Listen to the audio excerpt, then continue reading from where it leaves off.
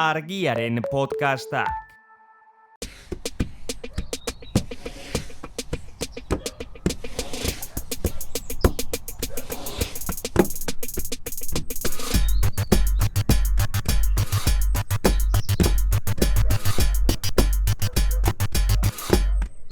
Tea egiten duen guztiak puntan.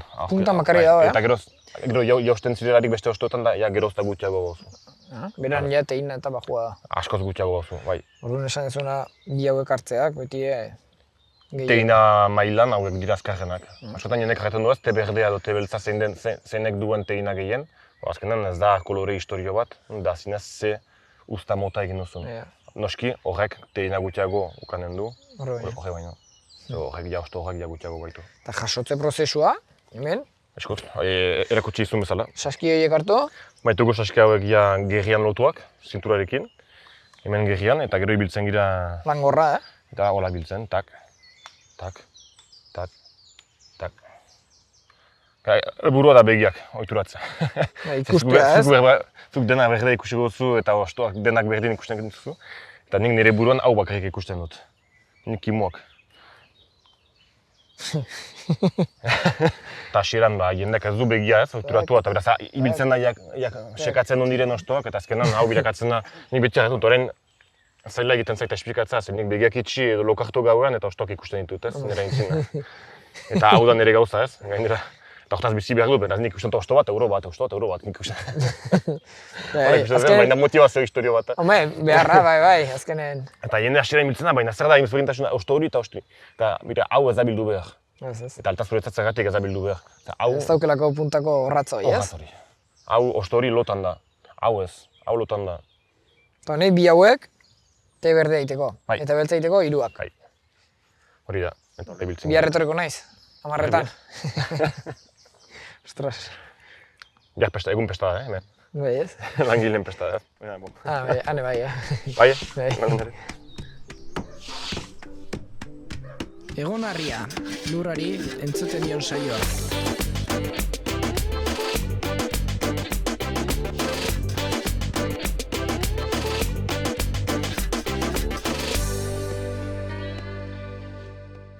Kaixo Egon harria saioko ikusentzuleak. Gaurko bideo podcasta ez da kotxean entzutekoa, teon batekin lasai ikusteko baizik. Uztaritzera gerturatu gara, bertan daukagulako Mikel Esklamagon. Ono, Mikel? Egun zuri. Zu ingurumen, biologia eta mahastigintzan ikasia, baina gaurko honetan tearen inguruan hitz egitera gerturatu gara. Bai, azkenean badirudi ere urrunera joan naizela, baina gero oartuko gira azkenean tea eta ardoa edo mahastigintza eta ingurumena ez dira hain urrun. Nondi sortu zitzaizun tearekiko interesa? Begira, izan da pixkat sorpresa bat 2019an, oporretara joan eta gero bidaiatzera Azoretara, eta han deskubritu nuen kultura hori, han baita Europako te soro zaharrena, eta turista on guztiak bezala soro hori bisitatu nuen Azoretan, eta pixkat maitemindu egin nintzen kultura hortaz, eta ohartu nintzen hemen Ipar Euskal Herrian, da Euskal Herrian orokorrean posible zela tea ekoiztea, ingurumena eta klima eta baldintza onak genituela tea egiteko, eta pixkat erronkaren ere gustua gauza berri baten ekartzeko Euskal Herrira. Eta gero pixkanaka hartu nintzen eskaera eta itxaropena bazela bezeroen gandik, eta bapatean aski fite azkenan bizpairu urtez hasi nintzen landatzen eta ekoizten. Landatzeko lurra eskuratu behar? Bai. Aipatu diazu, herriko etxeak aukera eman dizula, herri lurrak lantzeko? Bai, hori da. Izan zen prozesu hori edo?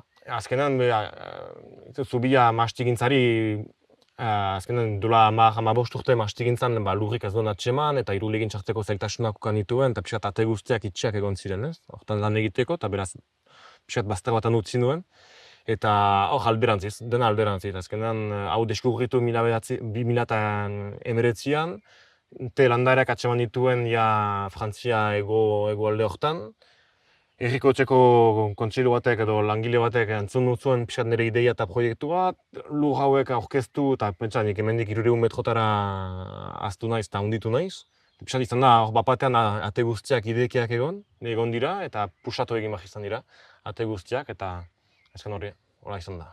2008an landareak eskuratu eta landatzea egin zen. Eta lehenpentzea landatu eta geroztik 2023 arte egon gira landatzen. eta 2023an ere hasi gira lehen landareekin ekoizten ere. Bai. Eta nola batearen urte guztiko prozesua? Prozesua beraz, garrantzitsuena uzta. Uzta hasten da hemen gutxi gora bera martxo erditsuan. Hasten gira lehen ostoak biltzen, eta horrek segituko du etengabe egunero, eguraldia lagun baldin badugu eguztiarekin. Egunero, ekaina bukaera uztaila erditsu arte. Ibiliko gira zinez egunero ostoak biltzen. Eta gero udan, idortarekin eta landarea pixkat apalduko da, ekoizpena. Landarea pixkat lotan txartuko da edo hasiko da loreak egiten ekoizten. Eta horrek landareak bere indar guztia maiten du galketan eta loraldian. Eta beraz, ekoizpena horretan bukatzen da. Gero udazkena iristen delarik hasten gira landareak horrein mozten. Hori sasitzeko azken, ez? Landareak pusatzen dira pixkan nahi duten bezala eta helburua ere zerbait erregulaga edo homogenoa txikitzea da. Beraz, neguan landareak kimutzen edo mozten ditugu, belar txarrak edo garbitzen pixkat zolan, sora aski garbia mako hartan atxikitzeko. Eta udaberria biziki fite berriz. Dena ikaste prozesu bat izan zen. Bai, hasiera ez genekien bat ere ze ekoizpen garaia zenolako izanen zen. Pentsatzen ginen martxotik irailera izanen zela garaia, eta orain oartzen gira uztaila beroegi edo idurregi dela momentuko Euskal Herrian, beraz landarea uztailan gelditzen da, beraz sasoina ertxagoa dugu. Genuen uste ere loraldia aingoiz iritsiko zenik, eta ari gira ikasten liburuak eta informazioak baitugu Asiatik edo Afrikatik etorririk. Eta azkenean hau zinez kopiatzen badugu edo saiatzen bagira zinez gauza berdina egiten, oartzen gira lurra ez dela berdina, klima, ingurumena ez direla berdinak, landareak ez duela berdin erantzuten ere. Beraz bai, azkenean prozesu bat urtero edo eguneroko ikasketa bat da. Zu bazen nuen erreferentziarik, lehenago beste landaketarik Euskal Herrian? Ez, zinez, hori badu gaitu bere abantailak eta desabantailak. Azkenean egunero zerbait deskubritzen dugu eta berria da, beraz horrek pixkat animatzen gaitu eta motibatzen gaitu. Eta desabantaila, azkenan egun batez arazo bat baldin bada edo galdera bat baldin badugu, ez dugu hori galdetzeko aukerarik, azkenan. Beraz, baitugu beste gauza batzuk, baina hori ikasteko, guk egindako edo nik egindako akatsak edo gerorako agian norbaitentzat eta baliagarri izanen direla. Eta hola da, hasten girelarik hori da. Gaur egun, Mikel, esan duzu herri lurretan, 5.000 landare inguru sartu zen ditula. Bai. 5.000 landaretikan, kilo bat jasotzeko, aipatu dira zua, 12.000 osto bildu behar dira, nola pixkat? Hori da, gutxi gora bera, dependitzen du ze temota eta ze ekoizpen mota egiten dugu, baina eskuz egiten delarik eta ekoizpena, askotan, beraz, ekoizpen fina egiten da, kalitatezko egiten da, beraz, askotan, kalitatea honesten da, hobesten da, eta ez kantitatea ez, beraz, hori da, gutxi gora bera, 2.000-5.000 osto beharko dira kilo bat egiteko, teidor. Eta hori, pentsa, helburua baita geroan 50 bat kilo egitea. Hektareako? Hektareko, bai. Nik nire hektare lanatu duan hektare horretan 50 bat kilo ekoiztu nahi dituzke. Biziki gutxi da. Zinez, konparatzen badugu munduko bataz bestekoari, tona bat erdikoa da hektareka. Nik 50 kilo egiten ditut, beraz, kaseko gehi aldiz gutxiago ekoizten dut. Baina hori da, bakit edo zen gizaz Txinari edo Japoniari konkurentziarik ez diola da eginen kantitate mailan, beraz, badaki kalitate mailan bai lortzen aldugula zerbait polita egiten, beraz, nik bideo horretan txartu naiz eta kalitatearena. Horra ipatu duzu, 12.000 osto behar dira, kilo bat lehor egiteko. Bai. Beraz, zenbat pixu galtzen du? Gutxi gora, kilo bat egiteko, bildu dira 4 eta 5 kilo hartan da osto fresko. Lau aldiz bere pisua galtzen du, laukakoz 5 aldiz bere pisua galtzen du ostoak azkenan idorte eta transformaketa prozesu guztian. Beraz, gaur biltzea joango gara edo? Nahi bozu, pixkat, baina bako lan egin. Biltzeko bederen katilu bat egiteko... Aukera bada bintzat, ikusiko nuke, nola biltzen den. Egonen gira, bai. Venga, bagoazen.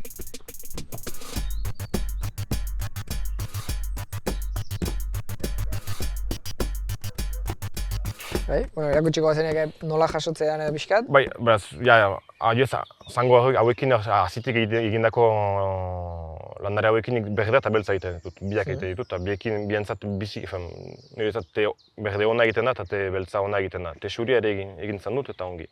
Eta azken horren arabera, erabakitzen da ez. Beltza egiteko? Beltza egiteko, kimua horratz moduan, hau. Bai? lehen ostoa Bai. eta bigarrena. Eta orduan, Eta ja, bi behatzak ezagri, azazkali gabe, hartu, eta edo hautsi bazterrera, edo tiratu goiti. Eta hori, hautsi egin bada erreski. Ez bada usten erreski, ez duzu hartu behar. Ah. Jana nahi du berantegi edo goizegi iritsi girela. Hau te beltza. Hau te beltza. Eta te berde egin nahi dugu, kimua eta lehen ostoa bakarrik.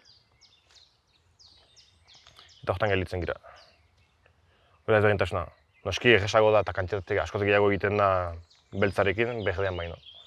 Baina guti horrekin kilo bat egiteko 10.000 osto beharko dira, eta horrekin 2.000, 15.000 osto beharko dira kilo bat egiteko. Eta hola ibiltzen gira, tak, saskiak bako genituzke. Eta ibiltzen gira orduak eta orduak biltzen. Orduan hasieran erabaki beharko da zertagarako hartu, ez? Bai, hori da, hori... Gaur te berdean zat, Hori da, goiztan iritsi eta langileak edo familiari edo lagunak jaten jan daukten, edo gaur, kolore hori egiten dugu, eta ja, jenderen humorea ere alatzen dago jendara bera.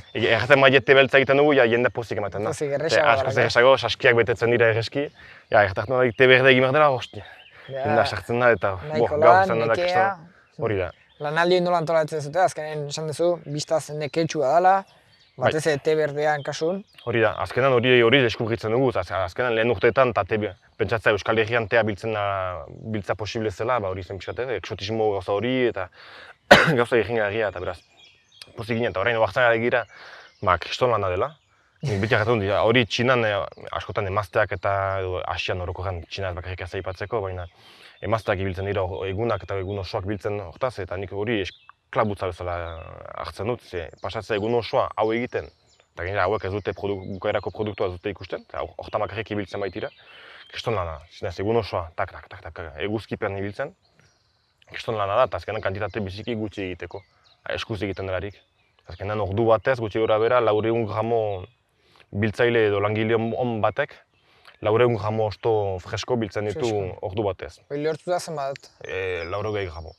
Eta idor, ordu batez. Gehienak horren momentuko ari dira 200 gramo inguru biltzen. Beraz, 200 gramo te, orduka... Langile ere ikasten orduan. Bai. Hau ere formatu behar da, langileak atxeman behar dira, gaur badakigu ze zailtasun diren langileak atxemaiteko eta pentzean bereziki lan egiteko, nekazaritzan. Beraz, hori hau formatu eta hori eskuz hori, gutxi gara bera 200 bat gramo egiten dugu orduka langileka. Pentsa, makina batekin ibiltzen banintza, ordu batean 120 kilo bilduko dituzke. Orduan jasoko zena, etzian 3 horri edo 2 izango. Ez, pentsa hemen makina bat ibiltzen dena eta hau mozten du, eta biltzen zu alduzun guztia... Hortago, industrial batetik an? Hori da. Txikete. Hori da. Olakotan ere gero tailerrean eta transformatzeko beste makina batzu beharko dira. Nik adibidez, egun batean 4-5 kilo osto lantzen alditut gero ni bakarrik tailerrean. Egunean jasotakoa egunen lantzen dezu, lehortzen dezu. Bai. Te berdea bildu, goizeko 10:00-tatik arratsaldeko 2 arte. Eta gero ni arratsale guztian ibiltzen naiz transformatzen. Edo lantzen ostoa, eta ja gaueko 1 edo 2 ja osto idorraka biltzen ditut. Bukatuak dira eta labetik ateratzen dira. Te beltzak 2-3 egun ematen ditu. Beste fase bada, luzeagoa da, oksidazio hori beharko du te beltzak, eta oksidazio horrek beharko ditu 20 bat ordu oksidatzeko. Te berdea jasotzen lan gehiago, transformatzen gutxigo. Eta beltzak aldiz, transformazioa lan gehiago. Bai, baina bortitza da. Azkenan te berdeak denak egun berean eta momentu berean dena egin behar da, eta te berdea ekoizteko fase guztiak biziki laburrak dira, beraz, huts edo akats gutxi egiten aldi dira. Azkenan bildu, eta etxera sartu, eta gero bada prozesu hori ostoa berotzea. Ostoa berotu behar da berdea egoteko. Ez bada berotzen, ja beltza bilakatzen da ostoa. Oksidazio hori pasatzen da, eta berotzeak du oksidazioa oztopatzen. Beraz, etxera sartu, eta akidurarekin, bilketaren akidurarekin, eta arratsale guztia pasatzen dugu badut wok edo zartain handi bat etxean, 200-300 gradu hartan pizten dut, eta ibiltzen naiz 2-3 orduz, burua wok hortan, eta ostoak nahasten beti etengabe eskuak barnean, eta ostoak nahasten barnean. Hori horrek ere akidurak hartzen du, gero ostoak borobildu eta zelulak hausteko eskuz egiten baitut. Hori, da azken etapa hau bai, labean sartu eta utzi 5-6 orduz edo gehiago ere idortzen labean.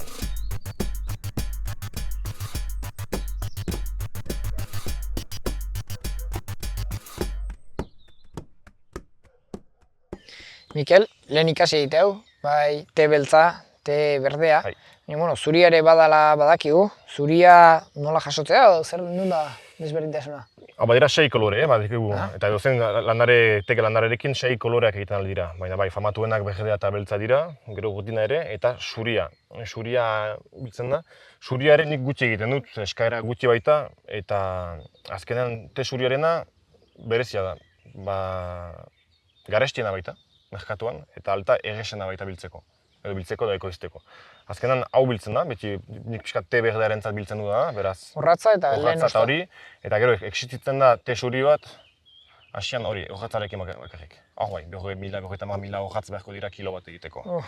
Hauria deitzen da zilarrezko horratza deitzen da. Tea, badu izen berezi horrek. Azkenan te zuria hau biltzen da, main batean edo baten gainen utzi 3-4 egunez idortzen, unkitu gabe, eta te zuria lortzen duzu.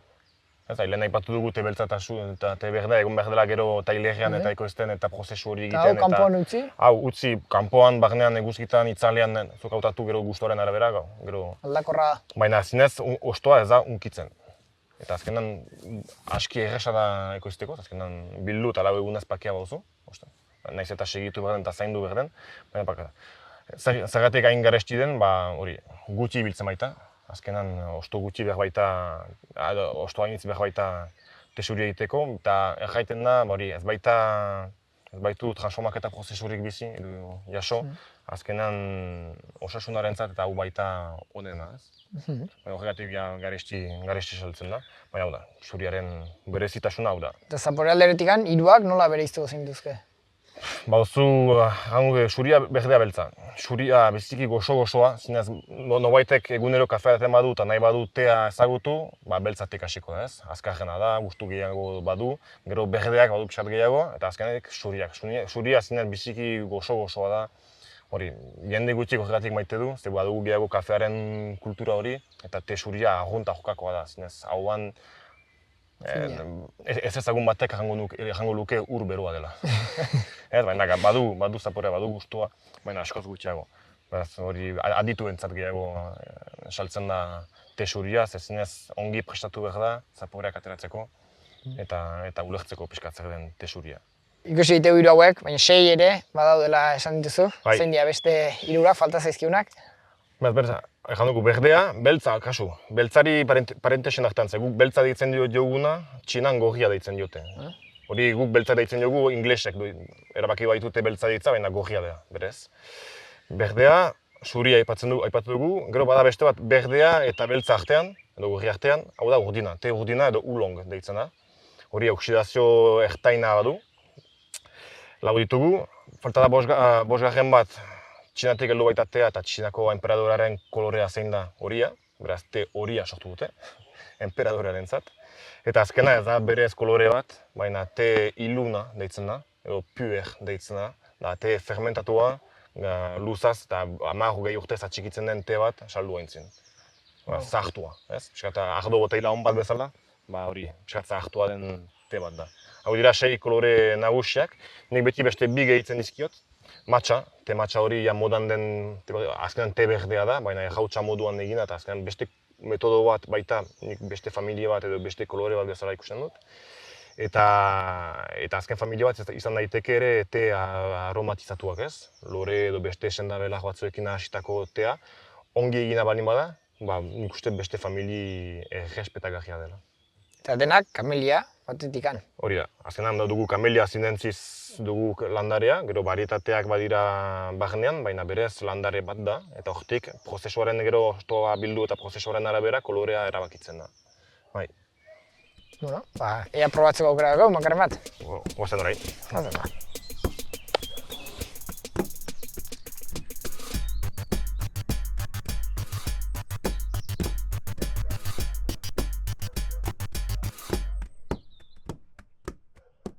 Mikel ikasi dugu, baita beltza eta baita berdea nola jaso, horratza eta baita bere ondoko osto txikia ere. Honekin oain, infusio bat egin beharko dugu, ez? Bai, hori dugun hemen santza hori, ez? Hori osto freskoko egitea eta bederen jastatzea, probatzea osto fresko hauek ura berotu eta ostoak sartu dunat. Katiloak ere berezik, ez? Bai, hauek dira, lagun bat egin du hemen, eskualdean, baina berez, hau duzu Japoniako modelo bat, eta hau duzu Txinakoa. Hau ez da historian katilu zaharrenak, edo garaian zaldi gainean eta txinatarrek erabiltzen zuten katilua tea edateko.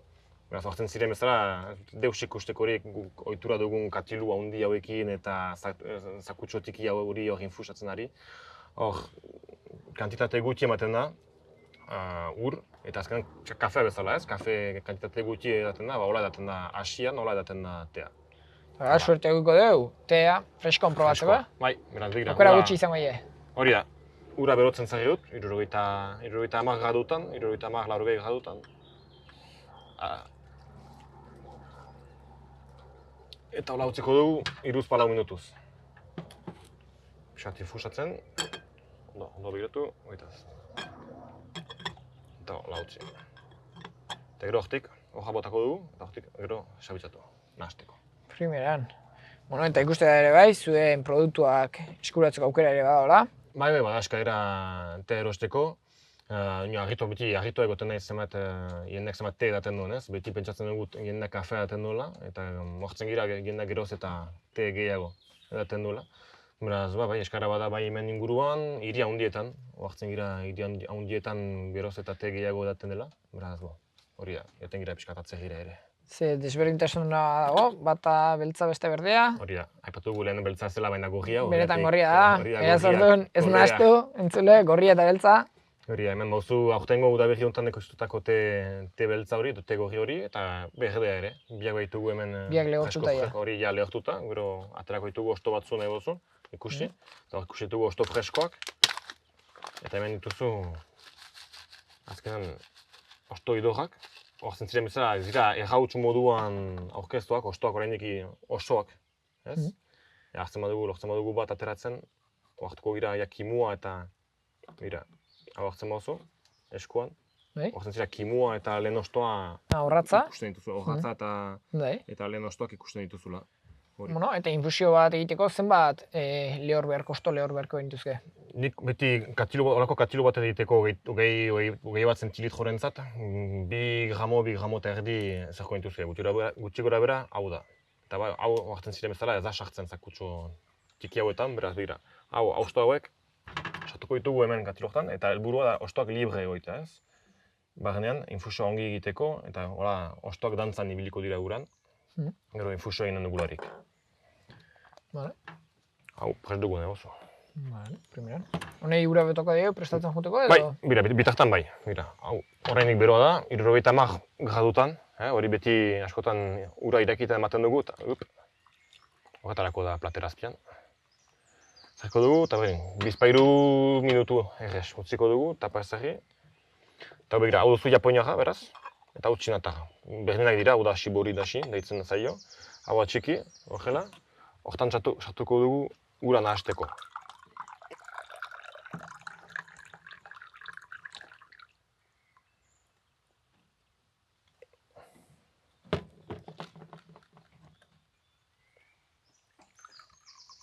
Hau zuretzat, hau goza izanen da, osto freskoa baita, eta hau niretzat. Eta hola, osasuna eta. Gure batek.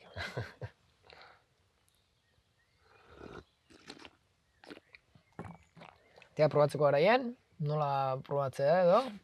Nahi duzun bezala. Ez da modu hori xabitzatzeko eta maite dut modu hori, baina hau da nire modua, badira 10.000 modu eta xabitzatzeko eta edateko, pixat arduan bezala ez, airea saharazi ahoan, edaterakoan ahabotz hori normalki mainan eta egiten ez den ahabotz hori egiten. Baina airea sartzerakoan gustua azkarragoa da eta gero helburua erantzieta sudurretik airea berriz botatzea. Eta hola sudurretik ere zapore guztiak. Fina da ez dauke oso harina. Hau bai, osto fresko dira, hartzen gira berde gustu hori badula. Nik badut hauan, badut banana edo ez, edo platanoa egiten zuen zera, badut gustu hori heluzek aura baina berezia da, baina bira. Berez hori Japonian edo Txinan edo bakarrik egiten ala, ze osto freskoa egiteko ez da posible, eta bira, horrein euskal egin baitugu osto freskoak. Igual berriz beteko dugu, kamarak egai gero probatu dezaten. Inen dugu, bira, beste bat. Gozoa da, ez? Suabea. freskoatzen dut. Gure udan edateko, ur beroarekin egin dugu, baina ur hotzarekin ere, ordu bat ez utzi, ur lotzan, eta edan hori udan ikusteko osoa. Bai. Bueno, Mikel, harra izan da zuen soroetan ibiltzea, oso polita, zoragarria, eta tarte hartzea ere bai, te bat hartzeko, azkenen tea lasai hartzean momentua da, ez? Bai. Badu bere egonarria honek ere. Bai, hori da. Teak azkenan gomitatzen du bai uztatik, hartu zira uzta eta ekoizteko denbora gu hainitz behar dela, hartu, gero transformatzeko ere denbora behar da, eta edateko denbora behar da. Eta azkenan pixkat, beti janut tea denboraren edo lasaitasunaren eskola bat dela. Azkenan ikasten dugula pixkat lasaitzen. Bereziki gure gizartean, ez? Horregatik pixkat gure kafea gure gizartean nagusi egin da, ze kafea edaten da fite-fite eta gure gizartea hain laster joten den, azkenan kafeak gainitu da. Eta azkenan tea, begira. Ari gira hemen gozoki, ura berotzeko denbora, infusioa egiteko denbora galdu ditugu 10 minutu, edateko denbora eta hitz egiteko denbora beste 10 minutu, eta hori.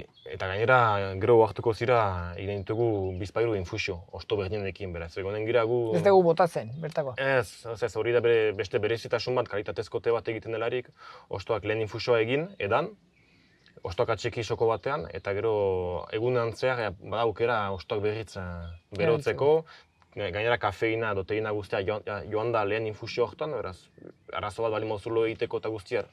Bigarren infusioa edaten alduzu gauerditan eta arazorik ez duzu kanen lo egiteko. Eta hori da berezitasuna berriz infusatzen dela. Guk ez dut denbora galdu hau egiten, irabazin deu, lasai, beraz probatuko deu. Ez ginen dugu garaian txinako bezalak, beraz bat gainean, beste azpian, eta bezala ez.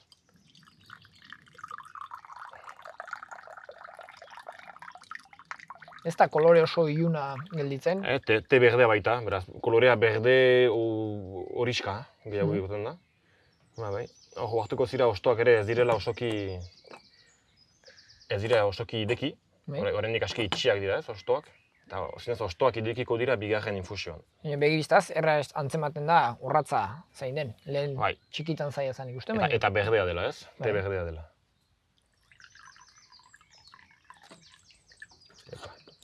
Hau zuretzat, azken tantak niretzat. Horre madugu te berdea idoja, ia.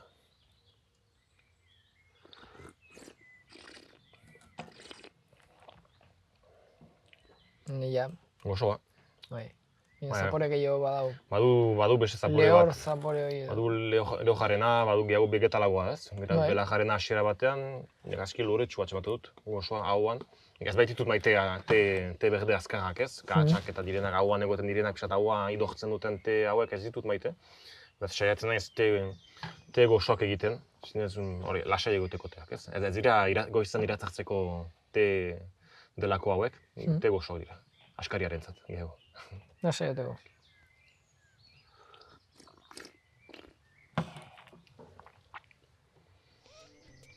Bueno, Mikel, eskerrik asko, ikasi dugun guztiatikan, eta zuri entzule, badakizue, hemen dazkezue hilgorakoteak, bizitzan ritmoa jaitsi eta lasai egoteko, eta argia.eus eta bizibaratzea.eusen entzungai eta ikusgai egiko duzue, teon bat hartuz. Eskerrik asko. Mila zuri.